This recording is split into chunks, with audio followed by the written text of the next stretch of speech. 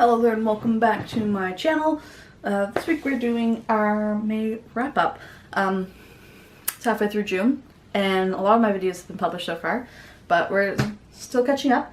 So in May I read a total of 10 books, 3 of which were graphic novels, and let's just get right into it. I'm going to start with the graphic novels, I think. But first, of course, we're going to give some statistics. So I read a total of 3,101 pages in May and gave an average rating of 4 stars, which I think is pretty good, but yeah, we'll see. So the 3 graphic novels that I read are LumberJanes Volume 4, I think. Yeah. Giant Days Volume 1 and Saga Volume 5. This hasn't been my favorite issue of LumberJanes so far. It was just a little weird. I liked how it talked about female friendship a lot in this and how it changes over time, which I thought was really cool. But I didn't like the way one of the characters was treating one of the other characters in the book. So it was 4 stars, but it was just okay. I decided to try out Giant Days this month because I heard a lot of people talking about it on BookTube, whose opinions I trust, and they said it was one of their favorite graphic novels. And I also thought this one was just okay. I enjoyed reading it, but it wasn't something super special for me. Then again, most of the graphic novels that I've been reading have been like science fiction fantasy, so that might have something to do with it. I ended up giving this one 3 stars. And finally, Saga Volume 5. This one might have been one of my favorite, in some ways, of the series. But, like, I'm over kind of the main story arc right now. It's just nobody's being good to one another. Everything's just gross. I do like the side plot, who involves the characters that are on the front of the bounty hunters. I find that much more interesting. But we'll see what happens. I'm definitely going to continue reading this series because I still really enjoy it and I really love the art. But I only rated this one 3 stars as well. Now into the books. So the first book I finished this month was Realm of the Gods by Tamora Pierce. I think that this one was probably my favorite in the Immortal series, or second favorite.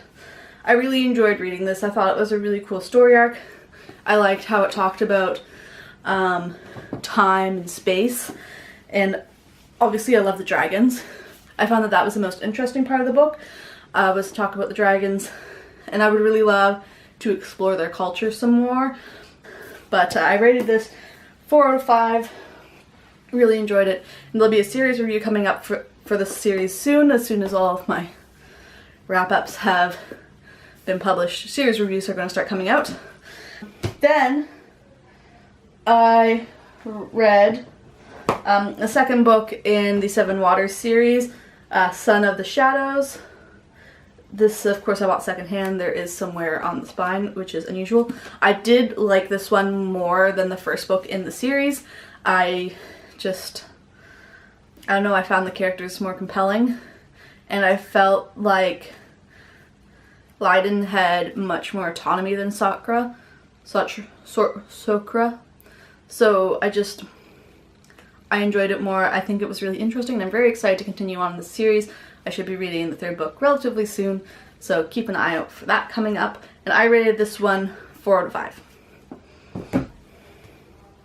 Then I started reading the Protector of the Small series. So the first book that I read, of course, was First Test, and I'm so happy to be back in this world specifically. Kell is one of my favorite characters in the universe. I mean, I say that about everyone, but this one is definitely one of my more favorite series because it doesn't involve any magic, but still shows strong female role models, which I think is super important. And Kell is just so cool. I like how she befriends animals and how she sticks up for herself and, like, follows her dreams. I rated this one 4 out of 5.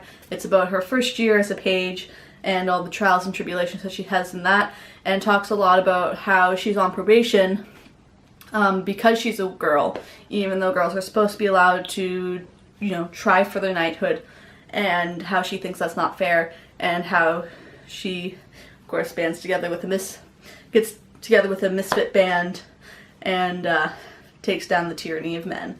So, super great. And again, that was 4 stars. Then, directly after that, I read Paige, also by Tamora. This is the second book, of course, and this one follows the rest of her pagehood. So it takes 3 years, and this one I didn't like quite as much as First Test. I think it's because it covered much more time, but it's still really exciting. It was more reminiscent of Linus Quintet than what the first book set up, but I still thought it was a lot of fun, and it was really great to see Kel coming into herself in this book. Then, of course, there's Squire. As you can see, this is an edition change as well, so I bought them in 2 different editions. The first 2 are the ones that I would have read originally when I borrowed them from the library, and then these ones were on sale, so I bought them. And as the title may suggest, this follows the 4 years of her time as a squire, which was really interesting. The knight that she's serving was really high up, and he was a really cool guy.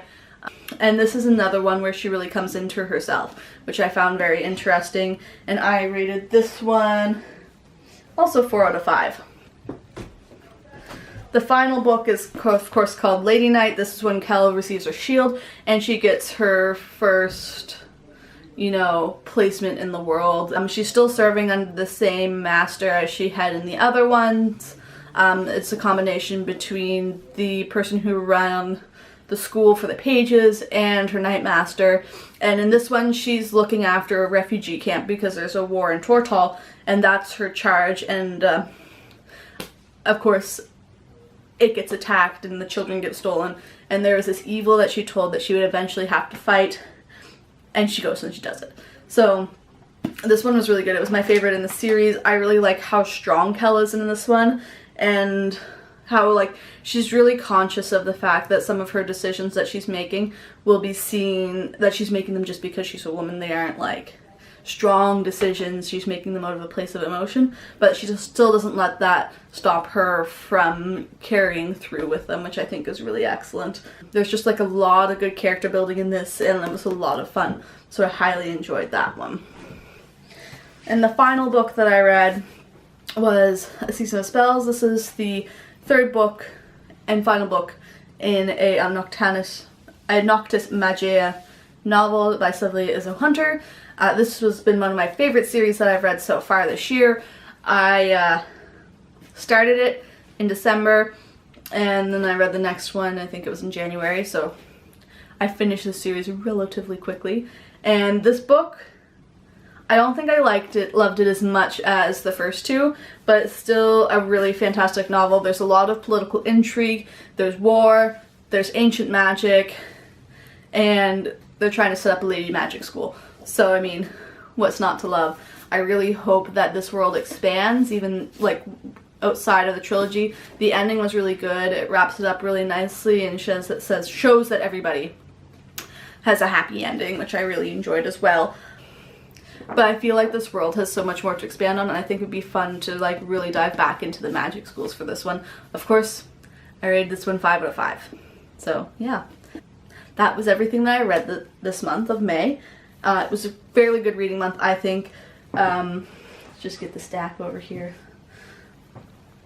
Like, they were all really good books. I mean, most of them were in series that I knew that I already liked, so that probably has something to do with it. But, you know, it makes me excited to continue reading, and I think June has been a pretty good month so far. So, yeah, if you liked this video, please kick the thumbs up, and comment if you've read any of these books and also enjoyed them.